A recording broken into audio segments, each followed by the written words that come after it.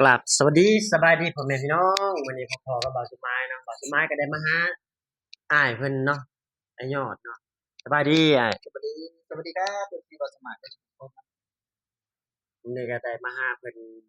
นั่งมาจากพุ่นแหละพี่น้องมาจากสวนจตุจักรเพิ่นเนาะออกรถมาก็ประมาณ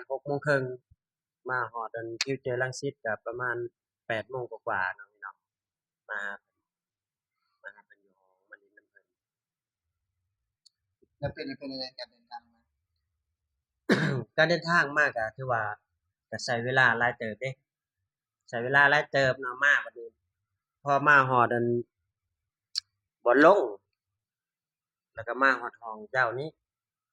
แล้วมันเฮิงเติบมาเล่นโทรศัพท์เฮิงเติบโทรศัพท์เหี่ยพี่น้องโทรศัพท์บ่สบายเหี่ยประเด็นกระวนกระวายอยู่เหมือนก็วนก็วายแหล้วเนาะยันบ่ได้เนาะย้านบ่ได้คืนยันบ่ได้คือวันนี้โทรหาเป็นยังไงโทรหาเพิ่นก็บอกว่าให้ออกไปหาว่าอยู่อิหยังเพิ่นเอิ้นหยังอู่รถบ่ค่ารถท่ารถค่ารถประท่าทุมท่ารถปทุมเนาะพี่น้องเนาะว่าสุมายก็ว่าอยู่ไสเด้ว่าซั่นท่ารถปทุมก็บ่ฮู้แหล้วก็ให้อ้ายเพิ่นพาออกไปเนาะว่าเพิ่นรู้จักบ่ท่ารถเนาะ แต่พอโทรไปพอโทรไปก็เพิ่นบอกว่าให้ที่แรกเพิ่นก็ถามแหล้วเนาะว่านั่งรถเบอร์หยังว่าไปอยู่เนาะจำเบอร์รถบ่ได้นี่เออวันนี้โทรไปเพิ่นรับเพิ่นเก็บไว้แล้วโทรศัพท์นะแม่นเพิ่นเก็บไว้แล้วมีแต่รอไปรับมีแต่รอไปรับแทนที่เพิ่นสิออกไปเลยเด้คิวของเพิ่นออกไปเลยเด้แต่ว่าเพิ่นรอท่าเจ้าของโทรศัพท์ไปรับคือรอท่าเฮานี่ล่ะเพิ่นต้องโทรมาก็สิว่าแนวนี้แหละนะวันนี้เป็นในความรู้สึกแบบหลังจากที่ได้ไปเจอแล้วไปรับโทรศัพท์ความรู้สึกเป็นโอ้โฮตื่นเต้นเนาะตื่นเต้นเลยแบบว่าดีใจที่ได้โทรศัพท์คืนเนาะพี่น้อง ก็เพิ่นก็มีน้ำใจเนาะเพิ่นก็ใจดีเนาะคนไทยใจดีนะใจดีมีน้ำใจพี่น้องคนไทยนะยอมรับเลยว่าสมายว่าคิดว่าสิบ่ได้แล้วล่ะแต่เพิ่นก็คืนให้แต่เพิ่นก็คืนโทรศัพท์ให้โทรศัพท์ให้นะจังหวะว่าโทรไปทีแรกแบบ ยันมันเหี่ยแล้วเนาะยันแบบว่าผู้แม่โดยสารเก็บเอาหรือว่าเพราะว่าคนก็หลายอยู่ในรถแต่ว่าที่โทรไปลงเบิ่งโทรไปลงเบิ่งก็แบบว่าได้เห็นน้ำใจของคนไทยเนาะได้เห็นน้ำใจของคนไทยว่าสมัยมันก็ตื่นเต้นนะตื่นเต้นแต่ว่าคือตื่นเต้นอีหลีบ่คือบ่ตื่นเต้นเนี่ยบ่คือตื่นเต้นแหละเอาตื่นเต้นคือบ่มีอาการตื่นเต้นมันก็บ่ฮู้จักสิแสดงอาการเอาแน่เนาะแล้วใจมันเต้นตึบๆๆๆๆเดี๋ยวคิดคือเฮาคิดย้านแบบว่าย้านบ่ได้หลายกว่าแบบนี้นะอืมก็คือถ้ามันเหี่ยก็คือย้านบ่ได้หลายกว่าแต่สุดท้ายก็ได้คืนนั่นคือชื่อลุงผู้นั้นนะที่นั่นนะจื้อชื่อลุงผู้เพิ่นขับรถแม่นจื้อคุณลุง แต่ว่าซ้ายยังซ้าย138บ่รถปทุมเนาะปทุมรังสิตก็38เนาะโดยจักว่าชื่อบ่ได้เนาะก็38นะ138ประมาณนั้น ซ้ายคือจังเป็นความรู้สึกหนึ่งเนาะว่าสมัยเนาะที่ได้เจอเนาะได้เจอกับตู่เลยแบบได้เจอกับตัวเองจังได้รู้สึกว่าป๊านี่บ่น้ำใจคนไทยเนาะพี่น้องใจดีและมีน้ำใจแนวนี้เนาะถ้าเป็นคนอื่นเพิ่นบ่ส่งจังว่าจักเอาสมมุติว่าคือบ่าวสมัครนี่ได้รถอยู่บ้านเนี่ยนะสมมุติว่าเฮียแล้วนี่มีโอกาสได้คืนยากเฮ็ดได้ว่ายากจ้ะเพราะว่าโทรศัพท์เครื่องหนึ่งกว่าเขาสิหาเงินซื้อได้ก็บ่แม่นง่ายเด้อยู่แถวบ้านเนาะแบบถ้าวัยรุ่นบ่หรือว่าเด็กน้อยเก็บบ่ผู้ใหญ่เก็บบางทีเขาก็เอาไปเลยก็แล้วคือว่าปัญหาหนึ่งก็คือมันอาจจะด้วยที่มันกับโทรศัพท์ก็ราคาบ่ได้แพงเนาะแต่ว่าสำหแม่นรับว่า7-8,000นี่ถือว่าแพงนะแพงสำหรับสำหรับเฮาสำหรับบ้านเฮานะสำหรับเฮาสำหรับบ้านเฮาแต่คือพี่น้องคนไทยเพิ่นมีอยู่แล้วเนาะทุกคนคือเพิ่นใช้โทรศัพท์อยู่แล้วคือจำามันเนาะเอากับบางคนก็บ่มีซ้ำก็เลยแบบว่าแล้วก็การบริการเนาะมันอาจจะบ่ได้ทั่วถึงคืออยู่ไทยนะครับถ้าว่าจะเฮีย100%บ่ถ้าโทรศัพท์เฮียมันก็อาจจะไม่ได้คืนนะ แต่ว่าถือว่าประเทศไทยนี่บ่จักเทื่อเลยนะว่าถือว่า100%น่ะที่จะได้คืนน่ะ90หรือว่า100%น่ะที่จะมีโอกาสได้คืนนะถ้าหากว่าเฮียในป้ายรถเมล์บ่หรือว่าในในรถเมล์แบบที่เวลาเราขึ้นรถเฮียแบบนี้นะคือถ้าหากว่าพนักงานเพิ่นเห็นเนาะพนักงานหรือว่าเจ้าหน้าที่ที่เพิ่นรับผิดชอบเห็นก็ถือว่ามีโอกาสได้สิทธิ์คืนหลายคือจังบ่าวสมัยมื้อนี้แนะนำบ่าวสมัยเนาะก็รู้สึกดีใจนำบ่าวสมัยเนาะดีใจหลายแล้วก็ตื่นเต้นนะบ่เคยเจอ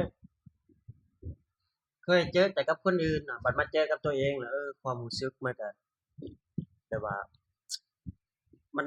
อึดอัดตันใจนะ ก็ถือว่าเป็นอีกหนึ่งเรื่องราวเนาะของบ่าวสมัยที่ได้มาเจอแบบนี้นะบ่าวสมัยเนาะแม่นเฮาก็จนสั่นเด้ที่จะไปเห็นเพิ่นที่ว่าเฮาไปปึ๊บบ่แม่นเพิ่นสิเอาให้เฮาเลยเด้บ่แม่นเด้เพิ่นต้องไปหาแบบว่าอีหยังไปหาหัวหน้าเพิ่นอีกเด้ให้เพิ่นถ่ายรูปเป็นหลักฐานไว้ว่าเพิ่นเก็บได้โทรศัพท์ผู้นั้นโทรศัพท์ผู้นี้นะเป็นเจ้าของบ่ขณะเฮาไปปึ๊บเพิ่นยังว่าให้เพิ่นยังให้เฮาโทรเช็กอีกได้ว่าแม่นบ่มันก็แม่นแล้วเนาะเพื่ออืมเพื่อความโปร่งใสเนาะเพื่อความแบบว่าเขาโปร่งใสที่สุดนั่นแหละในการที่แบบว่าอาจจะมีผู้ตั๋วเนาะก็ยันแบบว่าแม่นบ่าวสมัยมาตั๋วแบบว่าบ่แม่นเจ้าของจริงเนาะเพิ่นก็ดีแล้วที่แบบว่าเพิ่นเฮ็ดแบบว่า ให้รู้ว่าคนไทยนี่เพิ่นบ่ได้มักโกงบ่ได้มักอยากได้ของผู้อื่นเนาะส่งคืนนี่ก็ดีเนาะถือว่าถ้าหากว่าคือการบริการในประเทศไทยนี่นะถือว่ามันก็จะเป็นสิ่งที่ดีที่สุดแล้วที่เราได้มีโอกาสที่มาได้ใช้เนาะบริการอยู่ในรถเมล์หรือว่าสถานที่ต่างๆในประเทศไทยนะถ้าหากมีเหตุการณ์แบบนี้นี่คือเพิ่นจะช่วยเหลือทันทีเนาะเพราะว่าคือจั่งน้ำใจคนไทยอะคือบ่ย้อนเว้าน่ะเนาะมันก็ คือใหญ่กว่าภูเขาน้ำใจคือว่าคนไทยนี่มีน้ำใจสุดๆนะคนไทยนะถ้าหากว่าเรามาอยู่ประเทศไทยแล้วบ่เฮ็ดความวุ่นวายนี่ก็ถือว่าได้แล้วเรามาอยู่ประเทศไทยบ่จำเป็นต้องยากหยังมากมายนะถือว่าทุกคนก็จะได้ครั้งหนึ่งนะคือได้รับน้ำใจจากคนไทยคือบ่สมัยนี่คือครั้งแรกของบัดสมายที่ได้รับน้ำใจจากคนไทยเนาะแล้วก็น้ำใจที่ว่าเพิ่นยังมีกระจิตกระใจแบบอยากชงคืนเฮาเนาะถือว่าบัดสมายนี่ก็ถือว่าดวงดีหลายเติบแล้วที่ว่าเพิ่นเก็บได้เนาะก็คือไผมาใช้บริการเพิ่นก็คือสิคือว่าเป็นโทรศัพท์ผู้ใดเหี่ยของผู้ใดเหี่ยเนาะทรัพย์ผู้ใดเหี่ยเสียหายขายอยู่ในรถ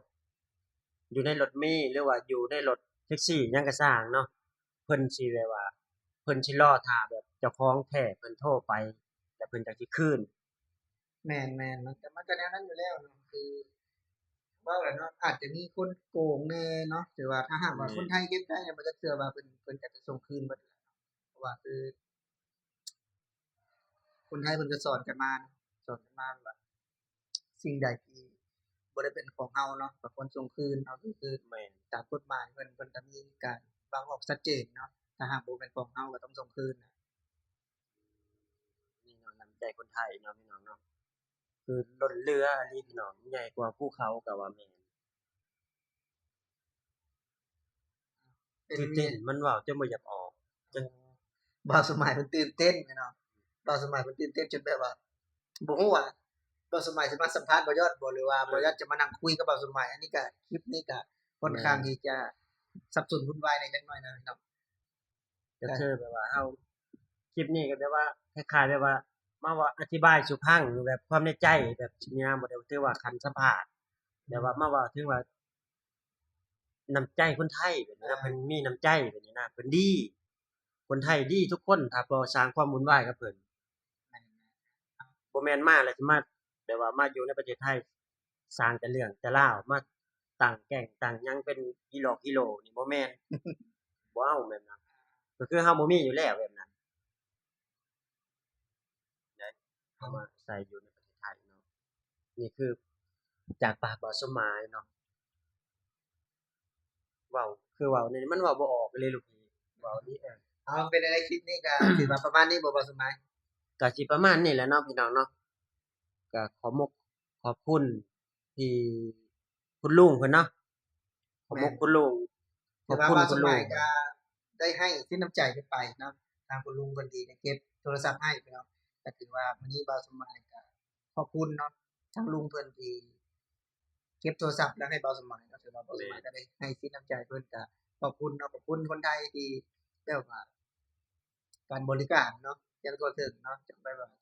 ทุกพื้นที่คือแบบว่าเพิ่นจะมีน้ำใจอยู่แล้วคนไทยเนาะสำหรับคลิปนี้เนาะบ่าวสมหมายกับบ่าวยอดสิขอลาพี่และน้องไปก่อนเนาะส ส วัสดี วัส ค ดี รั ครับ บ